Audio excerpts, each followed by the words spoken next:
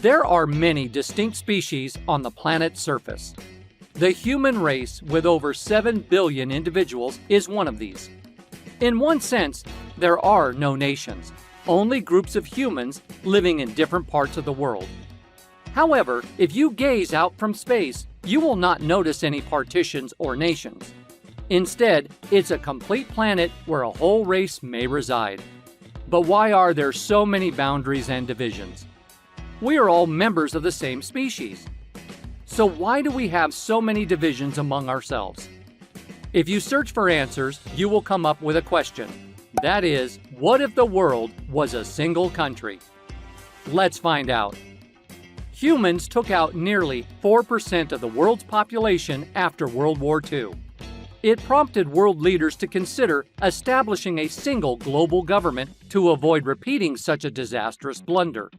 Unfortunately, the plan did not work out and it perished shortly. However, if the proposal was carried out, they might have been onto something. There would have been only one government in the world. However, it raises other difficulties, such as who would be in control, what kinds of problems a single government might tackle, and so on. Leaders have dreamt for generations about the day when international peace becomes a reality. Even now, it appears to be impossible, because countries are exploding over political and religious disagreements. You could imagine that if all the nations combined into a single country, there would be nothing. The answer, however, is not so simple, because it is not as easy to hear as it appears. It is not feasible to start over if this occurs. Instead, we'd be combining thousands of years of cultural histories, dialects, prejudices, currencies, and so on into one massive melting pot. These processes would be the most difficult tasks that humans have ever attempted. If the proposal had been carried through, we could have seen both the positive and negative aspects of it.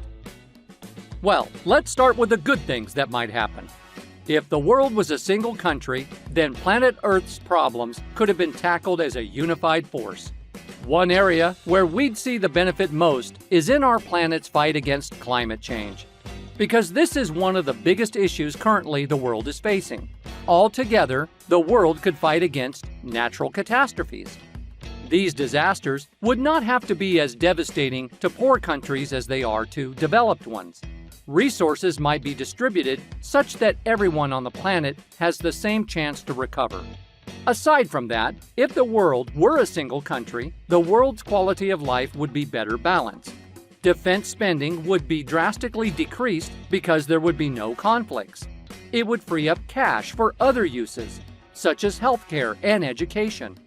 Human rights would be better protected if everyone reported to the same governing party and followed the same regulations. It would also set safe labor standards for workers worldwide. Another advantage would be the elimination of acts of war. Experts believe that eliminating conflict is critical if humanity is to survive. There are hundreds of nuclear weapons in the world's superpower countries. If they are used again, we will all suffer, regardless of where the war is taking place.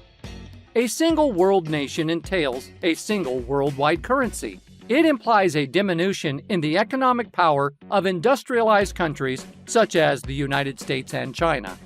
Without currency exchange, these industrialized countries would no longer have the means or need to offer low-cost goods and services on the global market. It also entails treating businesses fairly, no matter where they are in the world. Developing countries could profit as well, albeit this would not happen overnight.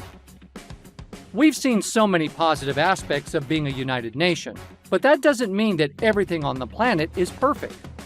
But as a single nation, it has a dark side. Consider this: the world is being ruled by the wrong person. To be elected, each former country would most likely need to cast one vote.